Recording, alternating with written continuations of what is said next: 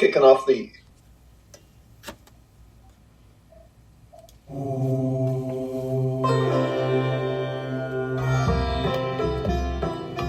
So I'm on Facebook, and I read this post by somebody from Genesis 1:27. So God created man in his own image. In the image of God he created him. Male and female he created them. And someone put that like in response to all the gender stuff that's going around. And my response, you think God is done? I don't think so. God didn't stop with the platypus, that's for damn sure. And God didn't stop with male and female. Something has happened. You know, I'll tell you a story. I was probably 12, 13, and it was a Friday or Saturday night because I got to stay up late, and we were watching, I think, Johnny Carson. And this woman comes on. Her name is Christine Jorgensen. Now, many of you may not remember her, but she was pretty hot. I was 12 or 13, just coming into puberty, and I learned that that woman was a man. Now, as a guy who's just coming into puberty, that was pretty radical. That upset my thinking in a way I cannot tell you, although that thinking doesn't feel upset anymore. It's really interesting how we look at the sexuality and genders and we identify with something, and we get grossed out by something. You know, it's interesting.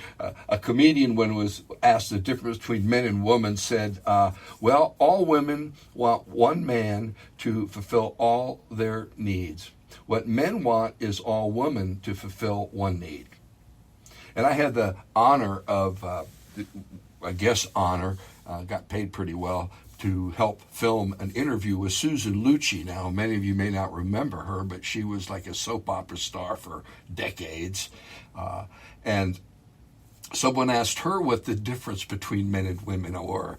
And in that interview, she was so gracious and elegant. She said, men look at a woman and they say, never change. Women look at a man and go, I'll change him. And all the crew burst out laughing. And it was a moment where we realized, damn, that might be closer to truth than we think. See, we can talk about the physical differences between men and women, but when we add in gender, it becomes somewhat more difficult. I think it was in 1945, a guy named Bentley came up with, gender has to do with social roles and things like that. And then at 55, a guy named John Money basically said that gender is very distinct from sex. Now, this is kind of a new way for the pop mind, most general people to think. We think of gender and sex as the same, but gender are the characteristics of men and women, boys and girls that are socially constructed. They have to do with norms and behavior and roles and relationships associated with being a man, a woman, a girl, or a boy. So gender has to do with identity, expression, and societal roles, which is interesting. Now, I have to say, my son works at the Spokane County Health District, and he deals with a lot of AIDS patients, a lot of people with different gender identities. So I called him this morning and I said, what are the different genders? And he goes, oh my God, geez. Well, here's what I can tell you right off.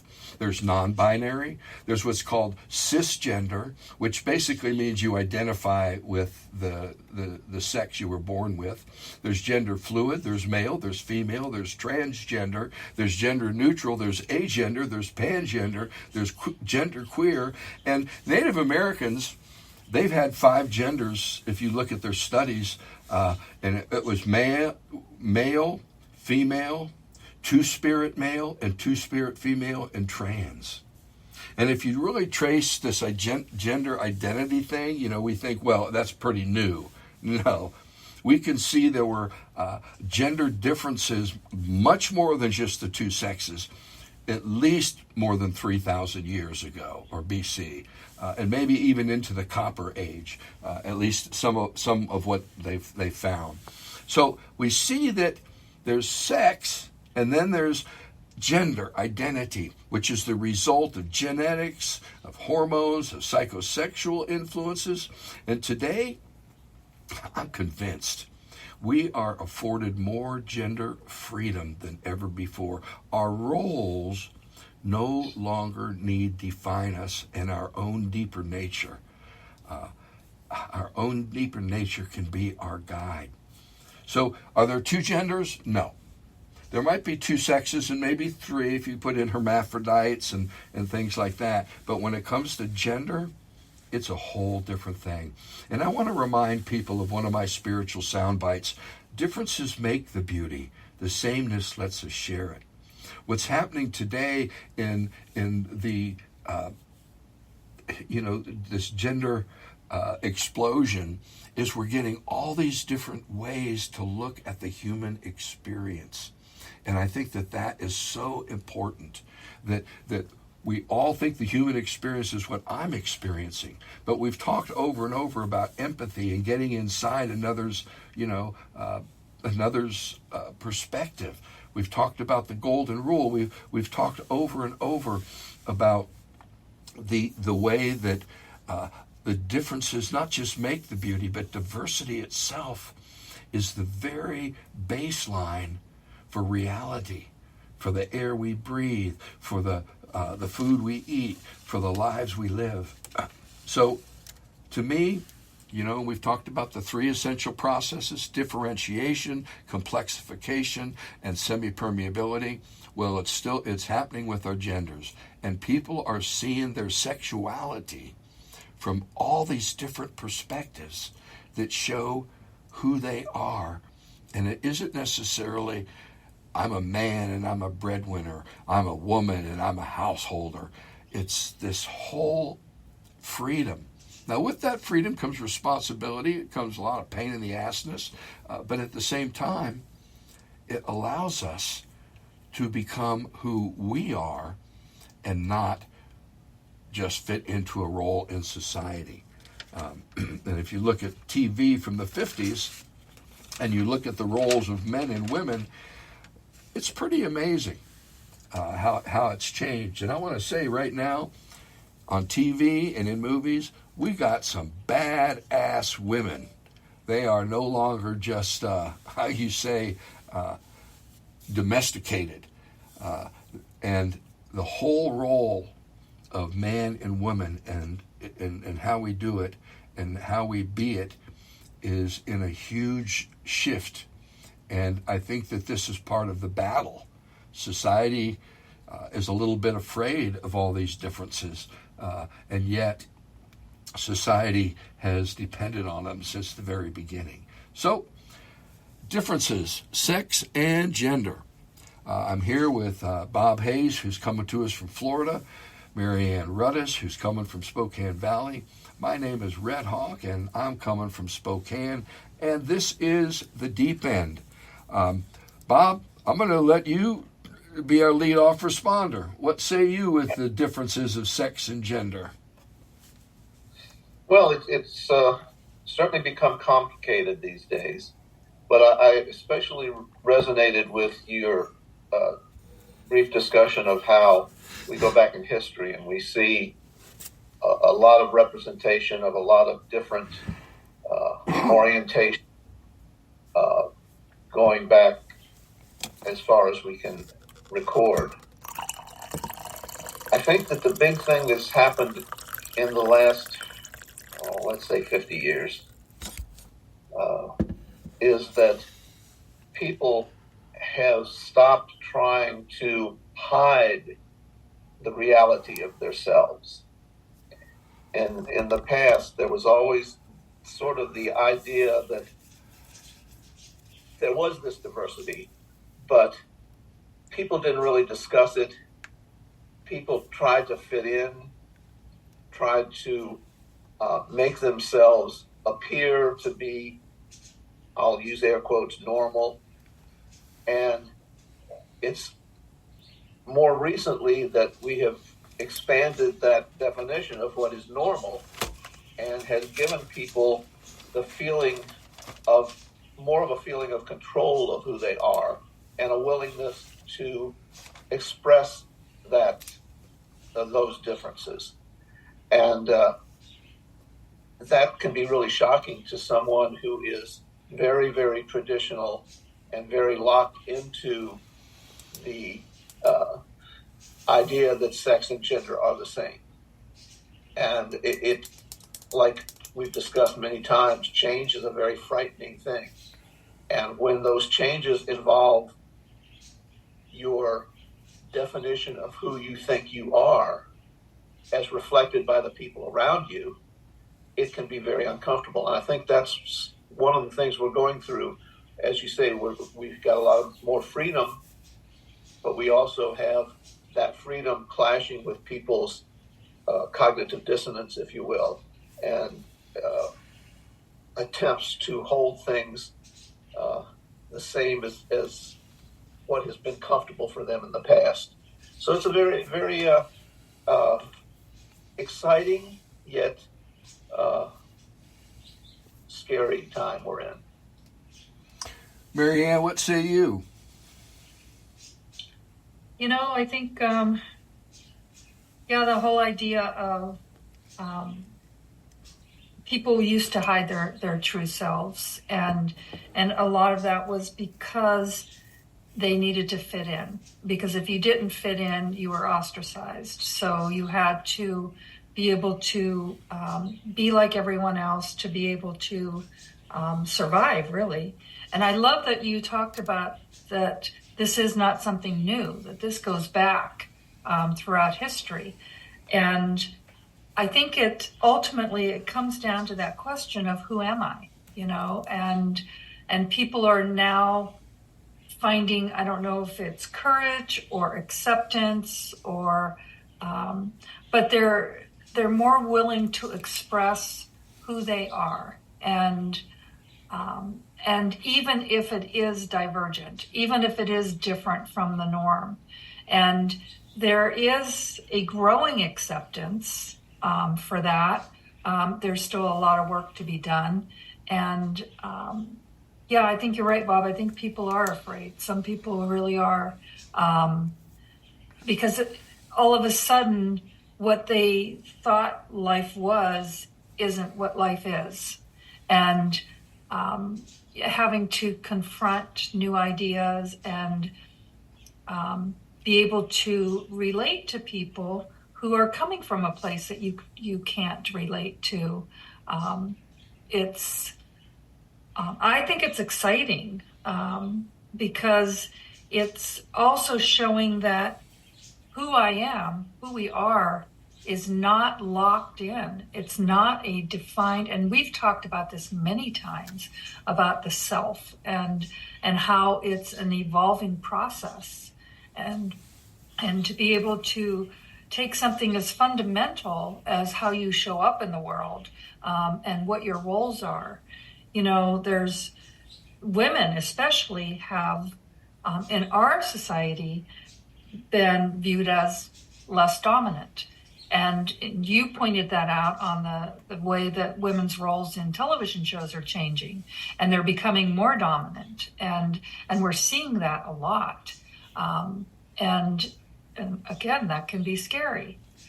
It would be nice for us to be able to get to a place where we can just see ourselves as human beings expressing ourselves in our own unique way, without labels. But we're a long way from there. Yeah. And it's important for all of us to see that what we're talking about here is expanding norms. And Bob, you touched on that. Not just expanding norms, but the backlash against those expanding norms.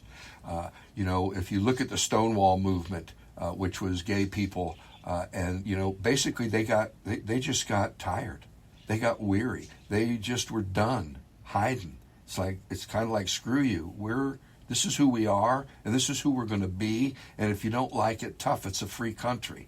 And the country has struggled very hard to integrate that understanding. And I think we've done pretty good up till presently. And now we're seeing backlash. Think about the drag movement. The whole backlash against drag makes me want to go to drag shows. And I probably will. One of the kids in my youth group has a great drag character. And she's pretty damn hot, too, I must say. It's kind of trippy. So over and over, this expanding norm, if you will, is what nature does. Again, look at the three essential processes. It's the complexification and differentiation. Nature is never going to be happy with the way it is. Nature is always going to create more. It's going to make mistakes. Those mistakes will become part of an algorithm that readjusts nature's movement. And, here at the deep end, we try to talk about those things and processes that life can't do without. And this process, part of my cell here is, both of you have said it, you think it's an exciting time. It's not scary. It was scary to me when I was 13 and hearing about sex change. It's like, well, this puts a whole nother option on the table. Where do I sit with that? And I realized where I sat with it because I had a crush on a different girl every freaking day. But this growing edge of society, of global awareness and understanding, of acceptance of who we are and who the other person is, and allow them to explore freely those avenues of understanding in their own soul, I think that's a huge piece of the spiritual journey. And I'll, for the sake of a possible future show, I said women have relationships, men share inventory. I find that over and over, from church to Rotary to bars, over and over that proves out, except for gay men. I have friends, gay couple friends, and they have relationships all over the place. They're not like the bunch of us cave dwellers that, sit in our own little place. These differences that we're beginning to see because people have chosen a different journey because that's who they are, those are differences that can facilitate my journey in some amazing ways. And I think that's why looking at the differences between the sexes and our genders and understanding those relationships is so important for us as a people to grow. Go ahead, Bob. I was going to say I firmly agree with that, and I think that this whole idea of gender diversification is one example or one piece of the larger diversification of our society, and the fear of immigrants is very analogous to the fear of a gender different person. And again, this goes back to the beginning of human history. Humans have always kind of grouped together because they were similar and held the people that were outside of that similarity as barbarians or as enemies or so forth. And we need as a society to figure out a compassionate way to turn people's fear into hope and excitement for the beauty that diversity brings. Yeah. And it's real hard to break through that fear cycle. I think that's true. Marianne? Well, and I was going to say, I think we learn these things too at a younger age. And as more and more people are becoming more vocal and and expressing themselves. Our children are learning different things. And I think it's going to take a new generation, because some people will never change and will never be able to view things differently, and they don't want to. Yeah. And so I think that as you know, I like that you kind of talked about this in evolutionary terms, that we're evolving as human beings, and we're evolving on what it means to be on the planet, in the community. And so I think this idea that everyone is like me or needs to be like me is going to go by the wayside, because it has to. Yeah. Well, I know that when the commercials for Cheerios started showing a interracial couple, wow. And now we've got commercials where men are kissing men and women are kissing women, and it's just more of the, again, expanding norms. We're seeing, well, that's just part of the human experience. It's not my experience, but it's also part of the experience. And I think that that's a liberation that we really need, because the true creativity, if we're going to express that true creativity that is in us, that is in nature, that wants the whole thing to keep moving on for more and more and greater and expanding and deeper, if all of that is to be in play, we've got to clean up the place between me and who I am, so that it can emerge. I think that's part of, my dilemma in history is when I look at Leonardo da Vinci versus Michelangelo. Michelangelo was gay, but totally in the closet and suppressed about it. Da Vinci was out of the closet, actually got busted for it a couple times, and had a crazy lover and all that. And I wonder about how they each pulled off the creativity they did, one being repressed and one being free.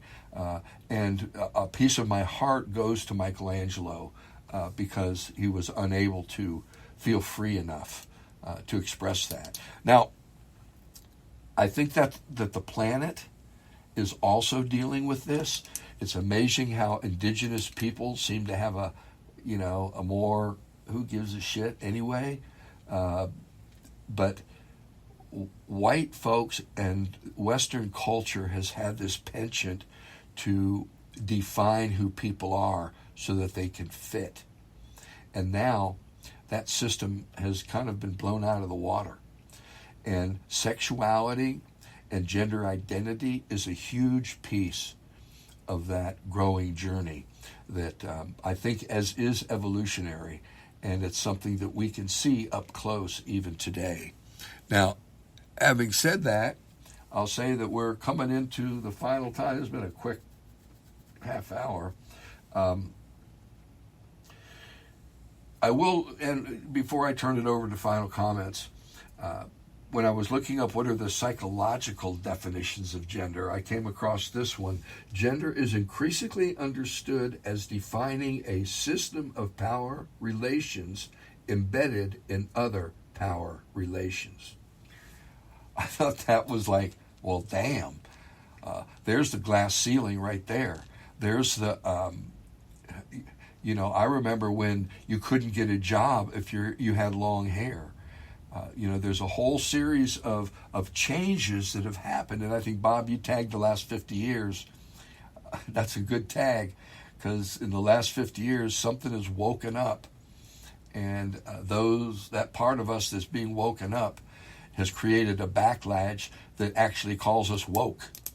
And it's an interesting place to be, to realize waking up is a negative for some people, that sleeping is the better option.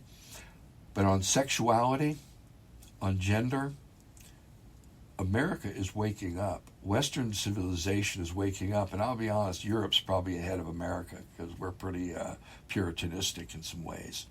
So, my friends, I just want to encourage everybody in their spiritual journey. This sexuality, gender piece is huge. Understand it, and feel free to be who you are. So, Marianne, final comments? Well, you used the word free, and when you were talking about Da Vinci and Michelangelo, and one was free and one wasn't. But what was there real freedom when you're punished for being who you are? And so I think that we now live in a time where there is a bit more freedom, but there also can be consequences in society. And I think what we need to be able to understand is that when people are being themselves, our simple act of accepting them for who they are is a way to empower them and to empower their freedom.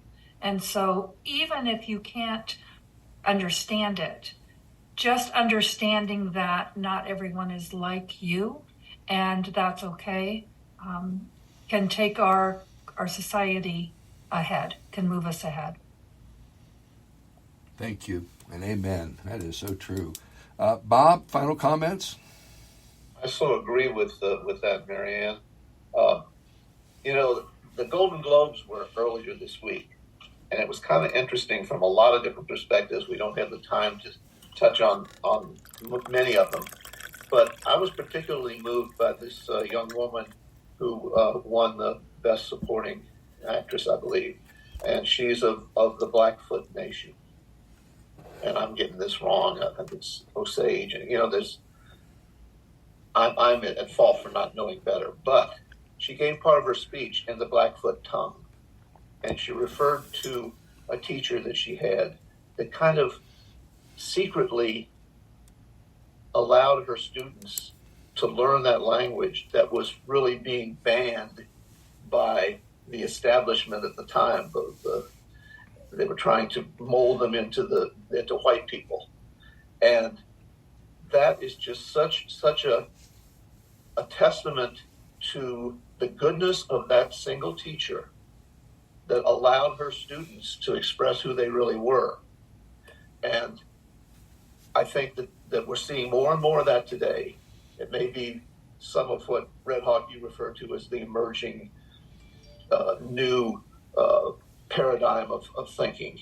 And again, it gets back to what Marianne was just saying, that each individual has the power to help others express themselves and expand their self-image. And at the same time, that's expanding the individuals who's being kind. It's expanding their self-image also. So it's a win-win situation, and we just got to keep pointing to that and keep encouraging that. Amen.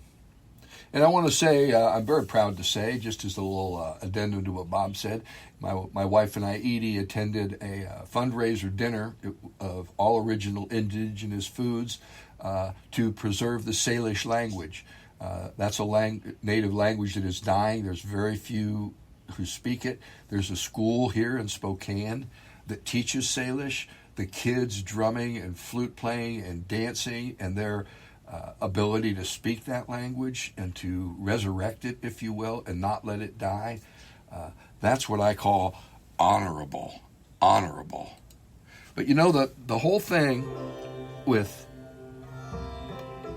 how we see the world, are we able to accept people who are that different?